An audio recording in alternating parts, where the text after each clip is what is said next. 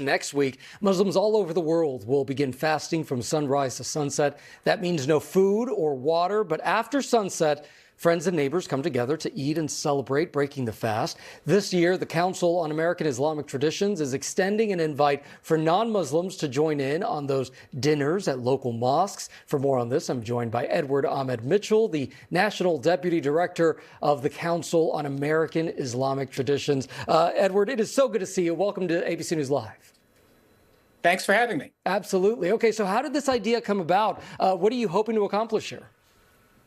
Look, Ramadan is perhaps the most important month of the year for the Muslim community around the world. As you noted, Muslims fast from dawn to sunset, no food, no water, and they engage in extra acts of worship, including late night prayers, because Ramadan is the month we believe that the Quran, the Muslim holy book, was first revealed.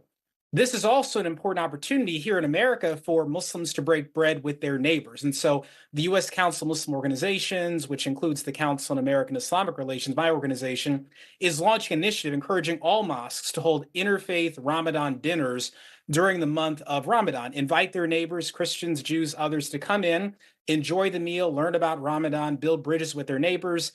This is something that many mosques do every Ramadan, but we really want a coordinated national effort this year where many more mosques are doing it. So, Edward, let's say someone has never been to a mosque before. What can people expect if they attend? Well, it's not that different from going to a church or a synagogue. You're going to find a prayer area. You're going to find many people there worshiping God. But when you come for Ramadan, what you're going to find is people who are a little bit hungry, engaging in a lot of extra worship, and are really looking forward to sitting down to break that fast, eat dinner, and then engage in a long night of worship of God. And so when a visitor comes for Ramadan Interfaith dinner, what the plan is for those guests to get a chance to interact with their neighbors, hear a presentation about Ramadan, ask questions of their Muslim neighbors, and then sit down and have dinner with them and just talk as neighbors. And, what we have found is that the mosques that do this end up forming really strong relationships with their local churches, synagogues, even, neighbors who are just secular humanists. And they find opportunities to work together beyond the interfaith dinner. So I encourage everyone to visit. If you've never been to a mosque, it's a great experience. And again, we encourage people to visit all of their neighbors in their houses of worship. Well, and that begs the question, what's on the menu?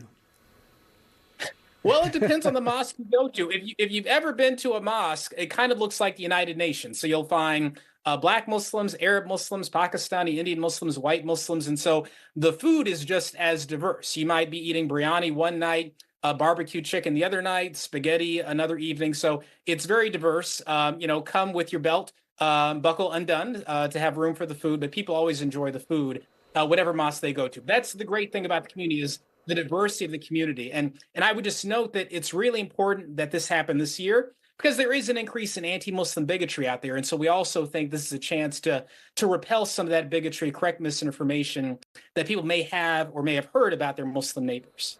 Edward, as we head into Ramadan, what's the message that you're trying to spread right now? What we really encourage people is that at this time of extreme division in our country, hate of various racial and religious minorities, that we, the American people, come together. There is far more that unites us in terms of our values than the hate that is dividing us right now. And so especially the Muslim community, we've seen an incredible surge of hate directed at our community, conspiracy theories about Muslims trying to take over the country and all this other crazy stuff.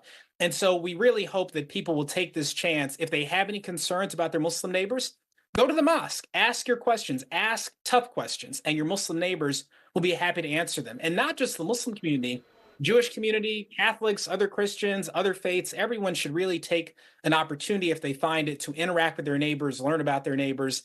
And that's the best way to counter hate. The ignorance out there can be quenched. Education is a very good vaccine against discrimination. So we encourage all Americans, visit your local mosque and your other houses of worship, especially during this month of Ramadan. Well, Edward Ahmed Mitchell from the Council on American Islamic Relations, thank you so much for joining us on this Saturday morning. Thanks for having me. Absolutely.